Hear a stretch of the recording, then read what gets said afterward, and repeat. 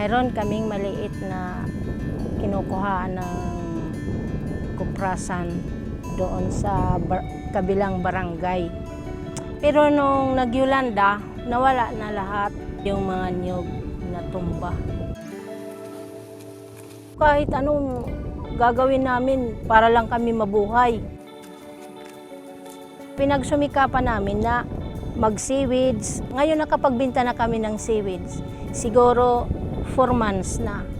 Pwede natin ibaba yung seaweeds para hindi maaapektuhan ng bagyo. Pag natapos na yung bagyo, pwede rin naman ibalik ulit sa dati. Tinuruan din kami na maging safety yung mga kabuhayan namin kasi yun ang importante talaga para ma-safety. Dumating man yung kalamidad, hindi kami masyadong maapektuhan. Alam na namin kung anong gagawin namin.